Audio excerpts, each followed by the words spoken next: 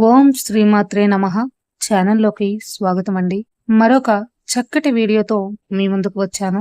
మహాభారత యుద్ధం తర్వాత భీష్ముడు కృష్ణుణ్ణి అడిగిన కొన్ని ప్రశ్నలు ఈరోజు మనం వీడియోలో తెలుసుకోబోతున్నాం.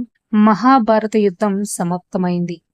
యుద్ధ భూమిలో యోధుల యొక్క ఇరిగిన కవచాలు, ఇరిగిపోయిన రథచక్రాలు, విరిగిన రథాలు పడి ఉన్నాయి. ఆ యుద్ధ భూమంతా నిశ్శబ్దంతో నిండిపోయింది.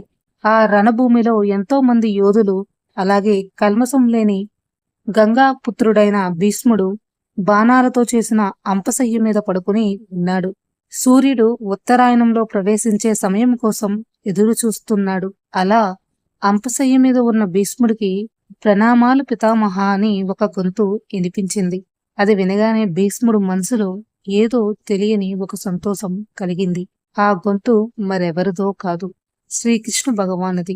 వచ్చావా కృష్ణ, రా, నేను నీకోసమే ఎదురు చూస్తూ ఉన్నాను అన్నాడు భీష్ముడు. పితామహ, ఏం చెప్పమంటారు? మిమ్మల్ని ఈ స్థితిలో చూసి ఎలా ఉన్నారు అని కూడా నేను అడగలేకున్నాను. అప్పుడు భీష్ముడు, కృష్ణ, ధర్మరాజు ఎలా ఉన్నాడు? ధర్మరాజును నువ్వే చూసుకోవాలి. ఎందుకంటే ధర్మరాజుకు నువ్వంటే చాలా ఇష్టం. కృష్ణ, నేను నీ నుండి కొన్ని విషయాలు తెలుసుకోవాలి అనుకుంటున్నాను. నువ్వు సమయానికి వచ్చావు. నేను ఈ భూమిని విడిచి పోయే ముందు నాలో ఉన్న సందేహాలన్నీ తొలగించుకోవాలి అనుకుంటున్నాను.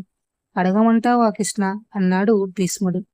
అప్పుడు కృష్ణుడు, అడగండి పితామహ, నువ్వు సాక్షాత్తు ఈశ్వరుడివే కదా అని అడిగాడు. ఇప్పుడు కృష్ణుడు, నేను ఈశ్వరుడును కాను, నేను మీవాడిని. ఆ మాట విన్న భీష్ముడు అంత బాధలో ఉన్నా కూడా ఒక్క నవ్వు నవ్వి, కృష్ణ, మంచో చెడో తెలుసో తెలియకో ఏదో ఒకటి చేసి ఉంటా. కృష్ణ, నేనిప్పుడు వెళ్ళిపోతున్నాను. అప్పుడు కృష్ణుడు భీష్ముడు చేయి పట్టుకున్నాడు. ఒకటి చెప్పు కృష్ణ, మహాభారత యుద్ధంలో జరిగిందంతా ధర్మమేనా? ధర్మంగానే జరిగిందా అని ప్రశ్నించాడు భీష్ముడు. అప్పుడు కృష్ణుడు, ఎవరి తరపు పితామహ? పాండవుల వైపు నుండా లేదా కౌరవుల వైపు నుండా అని అడిగాడు. కృష్ణ, కౌరవుల గురించి చర్చించడం అనవసరం. నేను అడుగుతుంది ధర్మగులైన పాండవుల గురించి. కృష్ణ, పాండవులు ద్రోణాచార్యుల్ని చంపడం, దుర్యోధనుణ్ణి తొడలపై కొట్టి చంపడం, దుశ్శాసుని వక్షస్థలం చీల్చి చంపడం, సైంధవుణ్ణి మోసం చేసి చంపడం, కర్ణుడు నిరాళనంగా ఉన్నప్పుడు తనపై బాణాలు వేసి చంపడం, ఇదంతా ధర్మంగానే జరిగిందా కృష్ణ అని అడిగాడు భీష్ముడు. దీనికి సమాధానం నేనెలా చెప్పగలను పితామహ? ఈ యుద్ధంలో నేనేమీ చెయ్యలేదు కదా. దుర్యోధనుని చంపిన భీముడు, సైంధవుడిని చంపిన అర్జునుడు సమాధానం చెప్పాలి. కృష్ణ, ఇంకా బయటపడవా నీవు?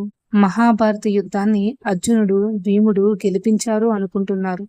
కాని నాకు తెలుసు కృష్ణ, ఇది నీ ఒక్కడి విజయం. నీ వల్లనే పాండవులు విజయాన్ని పొందారు. పాండవులు నిమిత్త మాత్రులు మాత్రమే. అంతా చేసింది నువ్వే కృష్ణ. నీవే నాకు సమాధానం చెప్పాలి. నీ సమాధానం కోసమే నేను ఎదురు చూస్తున్నాను కృష్ణ. అయితే వినండి పితామహ, ఇక్కడి వరకు జరిగింది ఏదీ కూడా అధర్మంగా జరగలేదు. అంతా ధర్మంగానే జరిగింది. ఎవరికి ఎలా జరగాలో అలాగే జరిగింది. ఇందులో అధర్మం ఏమీ లేదు అన్నాడు కృష్ణ. ఇది నువ్వే ధర్మమని చెబుతున్నావా? సాక్షాత్తు శ్రీరాముడు అవతారం ఎత్తిన నువ్వు ఇది ధర్మమని చెబుతున్నావా కృష్ణ? ఇది మన సనాతన ధర్మమేనా? పితామహ, ఇతిహాసాల నుండి నేర్చుకోవడమే జరుగుతుంది, కానీ నిర్ణయం మాత్రం వాస్తవానికి తగ్గట్టే తీసుకోవాల్సి వస్తుంది. ప్రతి యుగంలోనూ వాళ్ళకి తగ్గట్టుగా నాయకుల్ని ఎన్నుకోవడం జరుగుతుంది. రాముడు త్రేతాయుగంలో నాయకుడిగా ఉన్నాడు. తర్వాత ద్వాపర యుగం వచ్చింది. మా ఇద్దరి నిర్ణయం ఒకేలా ఉండదు. కృష్ణ, నువ్వు చెప్పేది నాకేమీ అర్థం కాలేదు. అర్థమయ్యేలా చెప్పు కృష్ణ అన్నాడు భీష్ముడు. పితామహ, రాముడున్న యుగానికి కృష్ణుడున్న యుగానికి చాలా తేడా ఉంది. రాముడున్న కాలంలో రావణుడిలాంటి శివభక్తుడు ఉండేవాడు. రావణుడు రాక్షసుడు అయినప్పటికీ ఆయన దగ్గర మాత్రం విభీషణుడు, కుంభకర్ణుడు మంచివాళ్ళు ఉన్నారు. ఈ యుగంలో రాక్షసులు కూడా ధర్మాన్ని కాపాడారు. అందుకే రాముడు తన ధర్మాన్ని తప్పకుండా ఉన్నాడు. ఇక నా యుగంలో కంసుడు, జరాసంధుడు, దుశ్శాసనుడు, దుర్యోధనుడు, శకుని, జైత్రతుడు అనే పాపులు ఉన్నారు. వారు ధర్మాన్ని లెక్క చేయకుండా ఎన్నో పాపాలు చేశారు. పాపం యొక్క అంతం తప్పకుండా జరుగుతుంది పితామహ. దాన్ని ఎవరూ తప్పించలేరు. ఏ రూపంలో అయినా అంతం కావాల్సిందే పితామహ. కృష్ణ, నువ్వు తీసుకున్న నిర్ణయాలు ముందు ముందు వచ్చే తరాలు వారు అనుసరిస్తే తప్పు కాదా అని ప్రశ్నించాడు. అప్పుడు కృష్ణుడు, భవిష్యత్తు ఇంతకన్నా ఘోరంగా ఉంటుంది. కలియుగంలో కృష్ణుని కంటే ఇంకా కఠినంగా ఉండాలి పితామహ. క్రూరులు, దుష్టులు, నైతిక శక్తులు ధర్మాన్ని నాశనం చేయడానికి వస్తారు. ఎలా పడితే అలా ధర్మాన్ని నాశనం చేస్తారు. అర్థహీనం అవుతుంది. మన ధర్మాన్ని కాపాడుకోవడం ఏ యుగంలో అయినా మనకు ముఖ్యం. అదే ముందు తరాలు నేర్చుకోవాల్సింది. కృష్ణ, ధర్మం కూడా నశించిపోతుందా? ధర్మం నాశనం అయిపోతుంటే మనుషులు దానిని ఆపగలరా అని అడుగుతాడు భీష్ముడు. పితామహ, అంతా ఈశ్వరుడిపై భారం వేసుకుని కూర్చోవడం మూర్ఖత్వం. ఈశ్వరుడు తాను స్వయంగా ఏమీ చెయ్యడు, మనసులే చెయ్యాలి. నన్ను ఈశ్వరుడు అని మీరన్నారు కదా, చెప్పండి, నేనేమైనా చేశానా? యుద్ధంలో ఎవరినైనా చంపానా? లేదు కదా. అంతా పాండవులే చేశారు కదా. అదే కృతి యొక్క ధర్మం. నేను ఇదే విషయాన్ని అర్జునుడికి మొదటి రోజే చెప్పాను.